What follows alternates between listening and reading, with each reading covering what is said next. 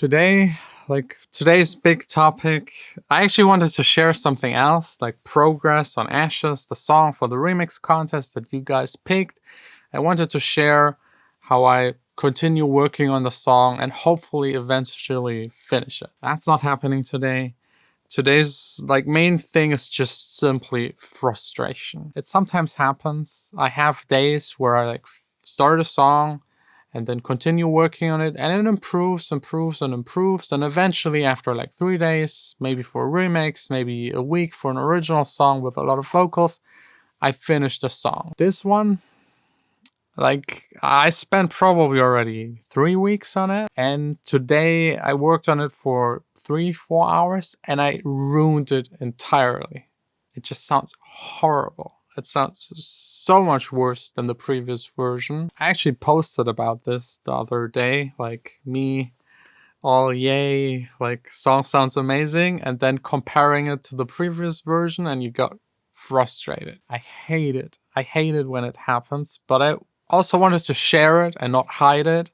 I could have done something else, but I think it's important to make sure that everyone understands this just happens. And it happens a lot. I'd say it happens more often that I struggle than that it actually works very smoothly. And especially since Underwater was a really cool track that I absolutely liked, and the mixing and sound design, everything was pretty good. I wanted to make something that tries at least to top it by a tiny bit. And so far I've overworked the song, over mixed it, over engineered it, made it empty to make it clean, then it's too empty, then I filled it, then it was too full, like a constant back and forth, exchanging elements, samples, sounds, melodies, the arrangement, the limiting on the master, everything. So I think I will not work on music for the rest of the day. Just do some business stuff, something else. I think that's sometimes the best, to not continue ruining your track. Sometimes you just work too much on it and you heard it too often and you start hating everything. I mean, even on a song that I would consider perfectly done and mixed and released by someone else, if you start listening to it really closely on a good speaker system, you find a lot of mistakes. A lot. And you could focus so much on an element, and if you focus on it, it always sounds pretty weak, boring, and standard. It's about the bigger picture with a little bit of distance, and I think Ashes, I don't know, I'm looking at it with a magnifying glass a little too much. The first version, the first initial spark idea, sounds so far the best actually, so for a couple of hours, business stuff. I don't know if I should wait, 'cause you ain't got no